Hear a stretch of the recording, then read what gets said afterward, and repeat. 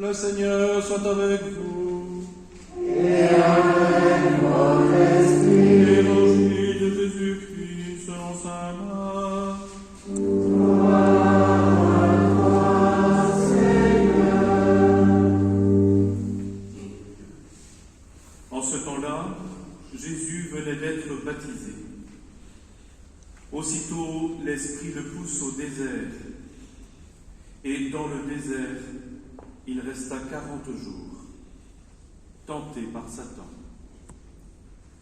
Il vivait parmi les bêtes sauvages, et les anges le servaient. Après l'arrestation de Jean, Jésus partit pour la Galilée, proclamait l'évangile de Dieu. Il disait: les temps sont accomplis. Le règne de Dieu est tout proche. Convertissez-vous et croyez à l'évangile. Acclamons la parole de Dieu. Louange à toi, Seigneur Jésus.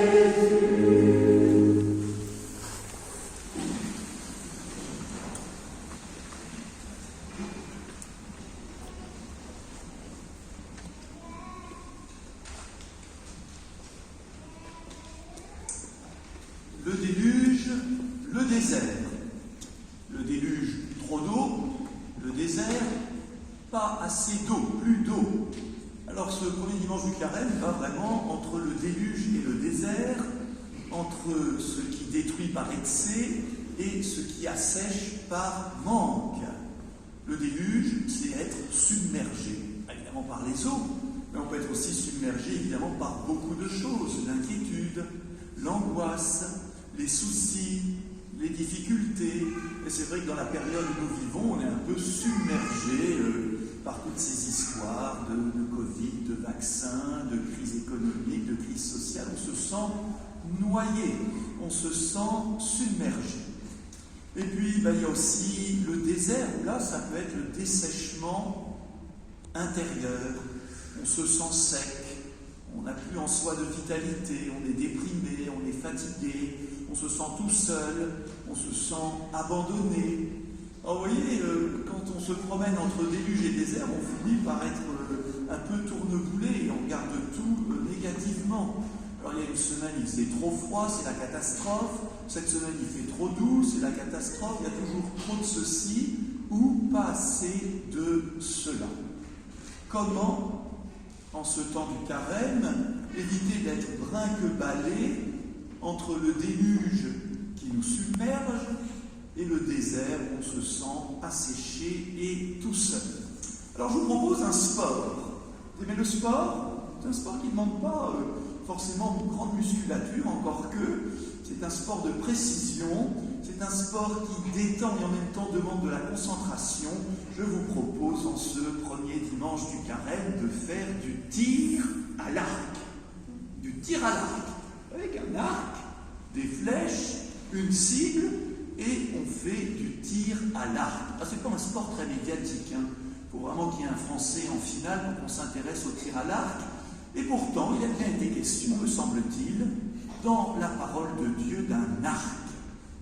L'arc-en-ciel, l'arc que Dieu a dessiné dans le ciel après le déluge. Eh bien, cet arc, je pense, est une bonne métaphore, une bonne image de ce qui nous est proposé en ce temps du carême et spécialement en ce premier dimanche.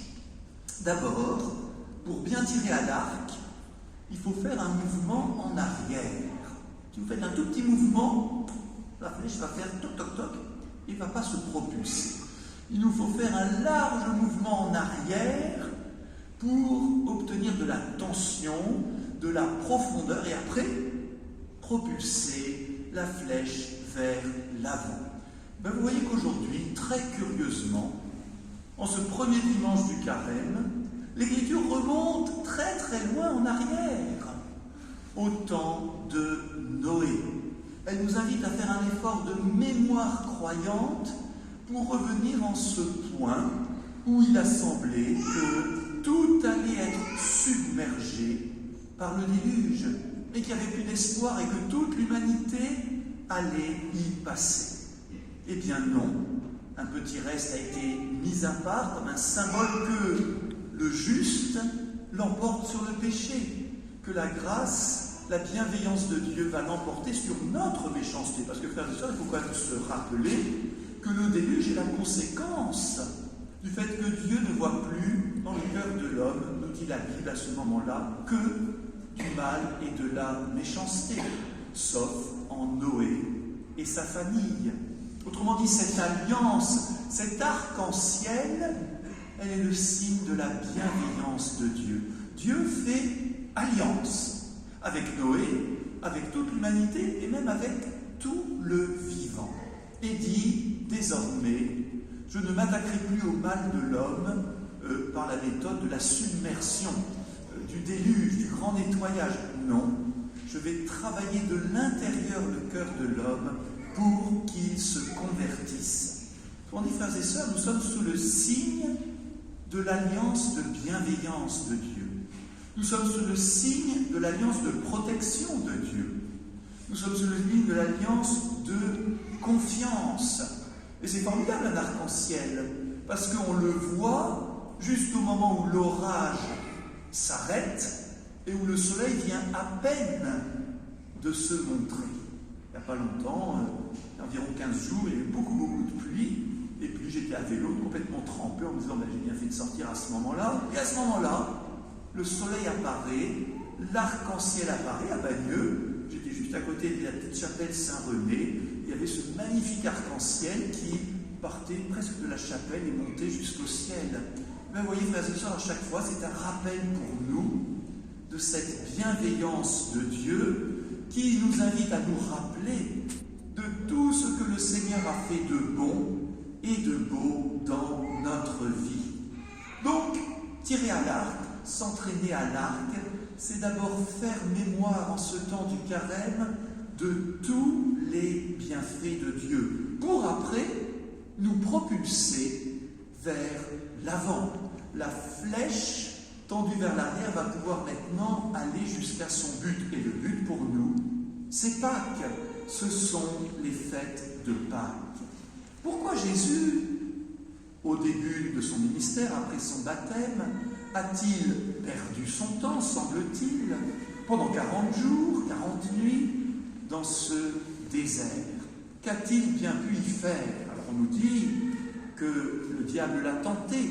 Dans le récit de Saint Marc, on ne nous parle pas du détail de ses tentations, mais on nous dit que Jésus est au désert avec les animaux sauvages et les anges. Les animaux sauvages, c'est un peu la vie bestiale, qui parfois peut aussi nous submerger, et puis il y a aussi les anges qui servent le Christ. Bien, pendant 40 jours, peut-être que tout simplement Jésus a fait mémoire. Il a tendu comme en arrière son arc intérieur pour faire provision de cette puissance de Dieu qui permet d'envoyer nos flèches dans la cible. Et la cible pour nous, c'est Pâques. Alors, ces flèches, ce sont toutes les armes positives que Dieu nous donne pour viser la fête de Pâques et pour y être comme propulsés.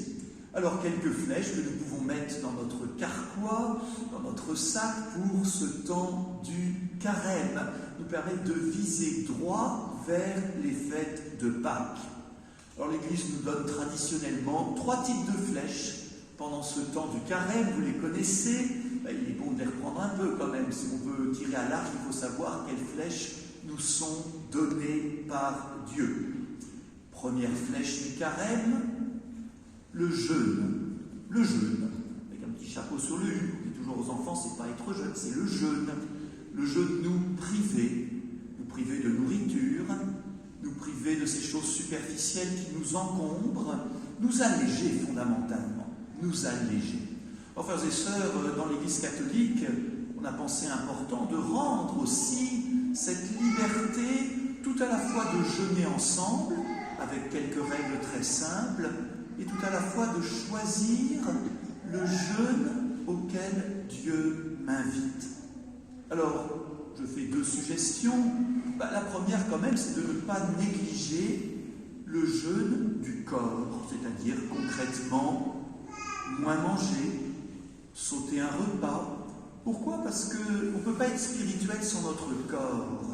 On ne peut pas être attentif à la parole de Dieu sans qu'il y ait, voyez, cette sorte de faim du corps qui est le signe pour nous de la faim de Dieu. Donc j'encourage tout un chacun, bien sûr, selon sa santé, selon ses possibilités, à ce jeûne corporel, pas seulement les vendredis de carême, mais aussi chaque fois que cela nous sera possible, parce que le jeûne du corps nous rend attentifs au jeûne spirituel qui est le désir de Dieu. Après, évidemment, on peut jeûner de beaucoup de choses qui nous sont pas très utiles, de cigarettes, d'alcool, de telle ou telle activité qui est en fait une perte de temps. Et puis après tout, puisqu'on le dit souvent, on pourrait jeûner aussi un peu de nos écrans. Voilà, moins regarder nos smartphones, moins regarder la télé, moins regarder, parce qu'on dit toujours qu'on manque de temps. Enfin, écoutez, déclencher un chronomètre et calculer le temps que vous passez sur vos écrans. Frères et sœurs, on va tout d'un coup découvrir qu'on a beaucoup de temps pour des choses plus essentielles, comme lire la parole de Dieu, comme prier davantage. Car voilà la deuxième flèche de notre temps du carême après le jeûne, la prière. Ah, la prière, évidemment, frères et sœurs, vous priez en dehors du carême, moi aussi. Et pourtant, nous sommes invités à prier plus longuement. Nous sommes invités à prier plus intérieurement, chacun selon ses possibilités. Alors pour le temps du carême, ici dans la paroisse, on a choisi comme thème les psaumes, c'est-à-dire ces prières de la Bible qui sont, frères et sœurs, une nourriture extraordinaire. Et parfois, cette nourriture, nous la négligeons. On va prendre des tas de prières et on néglige les psaumes. Et les psaumes, c'est la base. C'est comme acheter dans un magasin un plat surgelé tout fait, alors que les psaumes, c'est la nourriture de base du dimanche, chaque jour.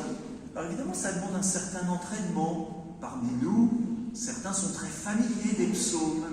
Pour d'autres, on est moins familier. Alors dans notre livret du carême, il est proposé de méditer le psaume du dimanche, tout au long de la semaine. Et puis peut-être aussi qu'on pourrait s'initier à cette prière de l'Église qu'on appelle la prière des heures. Le matin, les laudes, le soir, les vêpres. On donnera quelques conseils pour facilement accéder à cette prière de l'Église, un quart d'heure le matin, un quart d'heure le soir, en union avec toute l'Église, le pape, les évêques, les religieux, les religieuses, les prêtres, les fidèles, des millions et des millions de gens de par le monde. Or, au cœur de la prière des laudes et des vêpres, il y a les psaumes. Frères et sœurs, cette flèche des psaumes vise directement le cœur de Dieu, puisque c'est Dieu qui nous donne ces psaumes pour le prier, et que Jésus lui-même, tout au long de sa vie terrestre, a prié le Seigneur Dieu avec ces psaumes. Deuxième flèche, la prière. Et particulièrement, nous nous encourageons à pratiquer cette prière, cette méditation des psaumes. Et puis la troisième flèche, vous la connaissez, le partage, la charité, l'attention. Alors tout un chacun sait bien dans sa vie comment mieux partager. Partager de notre argent, eh oui, important. Partager de notre temps, partager de notre bienveillance, partager de notre attention. Il n'y a pas une seule manière de partager, mais il est sûr que cette flèche de la charité, de l'amour du prochain que Dieu nous donne, eh bien, nous permet vraiment de viser directement vers cet amour de Dieu, c'est-à-dire vers Dieu lui-même. Voilà, frères et sœurs, prenons le temps de nous équiper de cet arc, l'arc de l'Alliance dans le ciel. Si on est un peu loin de Dieu, il suffit de lever les yeux. L'arc-en-ciel est là. Cet arc pour faire mémoire des bienfaits de Dieu, nous équiper de ces trois flèches du jeûne, de la prière des psaumes, du partage, et puis après, avec la grâce de Dieu, eh bien on va aller tout droit vers la fête de Pâques, et ces 40 jours vont être vraiment des jours paisibles, des jours heureux, des jours déjà joyeux, même s'il y a cette notation aussi de pénitence. Ils seront un temps de ressourcement avec la grâce de Dieu. Amen.